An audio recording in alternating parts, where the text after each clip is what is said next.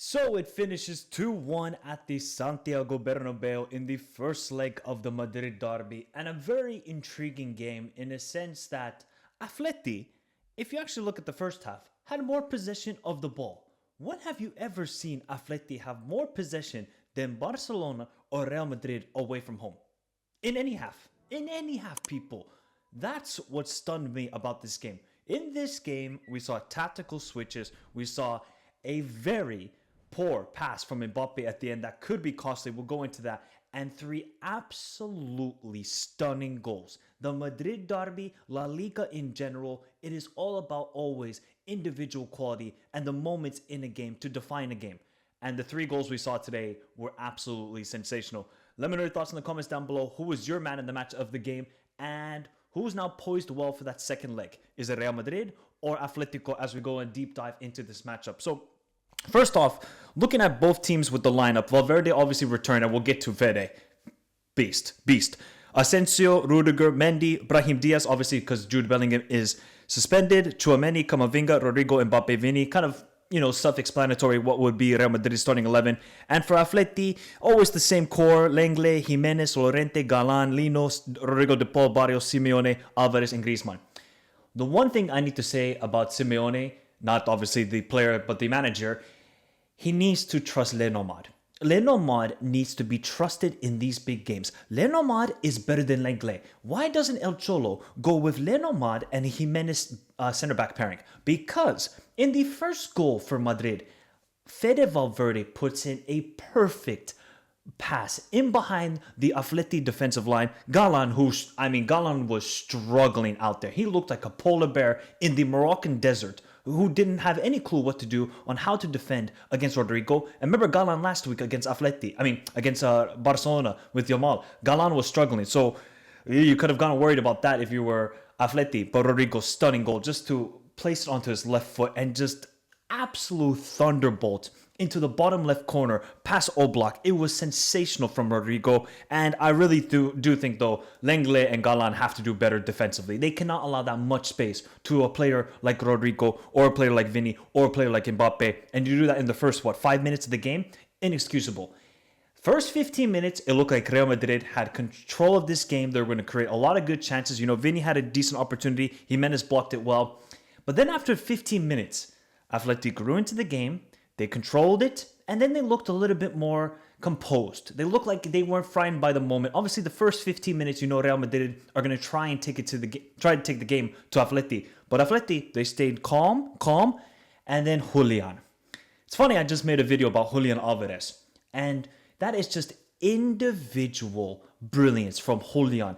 The fact that he placed it onto his right foot and then just to bend it like it's Beckham with that shot past Courtois. This is not like some random dude in the streets of Buenos Aires and you put it past Courtois. This is Thibaut Courtois, one of the best goalkeepers in the world. So the shot has to be like 99.9% perfection. And it was. And Julian scored a ridiculous goal.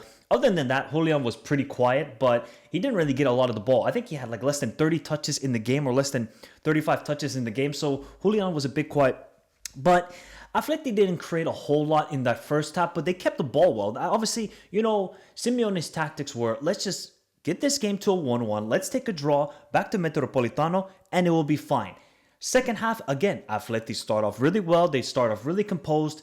And then Brahim Diaz said, "Oh, Jimenez, you want to sit down and you want to drink mate? Okay, sit down."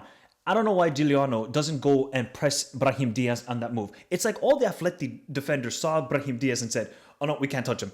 It's like he has an electric shock. Nope, can't touch him. But the twinkle toes, the little dazzling feet from Brahim Diaz, and then past Oblak. It was a sensational goal again from Real Madrid and Atleti. All three goals were just pure class. When people talk about football is dead and there's no individual brilliance, just show them this tape right here, people, because all three goals were just individual brilliance. And then, Simeone was going to just say, hey, let's just get a 2-1 loss, because obviously he's probably got the pecho frio and he's really just sort of traumatized from past experiences in the Champions League. Obviously, the 3-0 loss when Ronaldo scored the hat-trick the last time these two teams met in the Champions League. So Simeone said, all right, let's bring in Molina, let's bring in Gallagher, let's bring in Lenormand and switch to a back five. and they looked a little bit more solid defensively. They didn't want Vinny to get in one-on-one situations. They didn't want Rodrigo to get in one-on-one situations, and they didn't want Mbappe to go one-on-one against Lenglet or Jimenez. So I can understand that from Simeone. Just, managed the game well. Then he brought on Sorloth and Correa, and they didn't really do much off the bench, especially Correa. I don't even think he even touched the ball. But there's that one pass at the end from Mbappe. All he has to do is square it to Vinny. A poor pass, that could have been 3-1. If this finishes 3-1, then Real Madrid have a little bit more comfort going to the Metropolitano. But Mbappe, terrible pass. It's just such a simple cutback to Vinny, 3-1. It's done, and you wouldn't say the tie is over, but it's going to be very much a monumental effort from Atleti to overturn it. Great, I would say great defending, but I think it's just more of a poor pass overall from Mbappe's perspective. But overall in this game, Atleti only had 2 shots on targets. Real Madrid had 7. Do I think Real Madrid really carved any glorious opportunities in this game? No, not really. Like, team play-wise, it wasn't good. Camavinga and Tchouaméni, that pivot couldn't control the game. They couldn't get around De Paul or Barrios. Like, Barrios looks leggy. And that's the problem with this Atleti team, is that they don't have cover in the midfield. Yes, there's Llorente, Gallagher, but they needed a Koke in this game. They just needed somebody who's a bit more composed on the ball like a Koke, but he's obviously out injured. And yeah, Barrios looks very much tired, but De Paul I thought was also really, really good in this matchup. Overall, I think Atleti will be happy with this point, but they will know they defended those 2 goals, I think, quite poorly. Like, you cannot allow Rodrigo and the Brahim Diaz that time and space inside the box or outside the box, because they are the sort of players that will punish you. But I think Simeone will be happy if it finished 2-1. If it finished 3-1 and he went to a back 5, people would have crucified him. They would have crucified him for those tactics. But Real Madrid, I think there's something going on with this team. They just don't have that sort of balance and creativity. And Vinny and Mbappe today were really quiet. I mean, especially Mbappe. Yeah, he had those one little flicks and tricks, but nothing too dangerous. Vinny, did he really get into one-on-one situations against either, Molino or Llorente? One time in the first half, yes. Otherwise, in the second half, not so much. Obviously, he combined well for Brahim Diaz's goal. But Vinny and Mbappe were pretty quiet.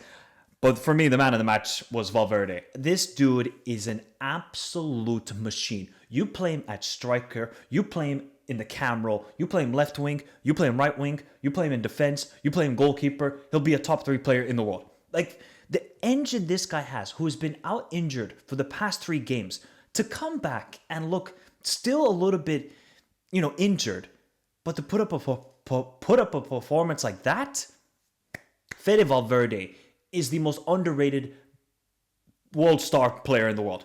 Well, let's go to that fact, people, because he's not going to do the roulettes or the step overs, but it's just the work rate and the intensity he plays. I can't think of a player this century that plays like Valverde, just like the intensity, who can just seamlessly transition from the DM role or the 8 role and go to right back and look like one of the best right backs in the world. I mean, if Valverde just played right back, he would be top 3, top 2. Honestly, the interceptions, the distance he covers, the passing ability he has, he would easily... You know what? It's like Philipp Lahm. Philipp Lahm was amazing at right back and also very good at DM. Is Fede Valverde like a Philipp Lahm? It's just incredible that... I think now Valverde will get more and more plaudits because this guy's always been the engine of this Madrid team. Without Valverde, you saw they were struggling. Real Betis, they were struggling. They were struggling a couple games without him, so... It's good to see now Valverde get the plaudits because the dude is a sensational player. He's one of my favorite players. Yeah, he doesn't wow you as like a casual fan. Like, oh my God, this guy, is he really doing anything special? But when you play football, you know that Fede Valverde, you cannot touch him as an opposing player. So shout out to Fede Valverde. I thought he was amazing. And so was Brahim Diaz filling in the role for Bellingham. Now, the second leg at the Metropolitano, what on earth is going to go down? Well, one thing you know is Atleti need the goal. Griezmann needs to step up because Griezmann today was not great. I wouldn't say poor, but he just wasn't great. Especially the first half, he was just misplacing passes. I thought the second half was a bit better. So really, the intensity is going to be like this the first minute at the Metropolitano, and I cannot wait for it. That is going to be a bucket list. Get the popcorn, mate, tea, coffee, whatever, wine, beer, whatever you guys drink. because that game is going to be sensational, and I can't wait to see how it goes down. And overall, I think for Real Madrid, getting Bellingham back, what do you do with Valverde? Do you keep him in the right back position? Do you keep him in the DM position? Very much intriguing tactical battles that will go down that second leg, but we know Atleti are going to come with pure like ferocity to get that early goal, and then it's just about, okay, it's 2-2, and we'll see how it goes down. But if Real Madrid get an early goal, that will quiet down the crowd, and then it gets a little bit interesting to see how Atleti will respond. But that's for next week, people, and next week is going to be great. But yeah, it wasn't like a sensational game, but just the goals that we saw, bellissimo. But let me know your thoughts in the comments down below, people. Who was your MVP of today's game? Do you think Atleti are happy with this performance and this result? How would you feel if you're a Real Madrid fan? Let me know your thoughts in the comments down below. Remember to hit the like button, subscribe to the channel if you're new around here for more UCL content. And tomorrow will be for the match reactions for PSG Liverpool and Bayern Munich against Bayer Leverkusen. Should be great games. See you all tomorrow. Have a beautiful day. Stay safe in this crazy world. Till next time. Adios.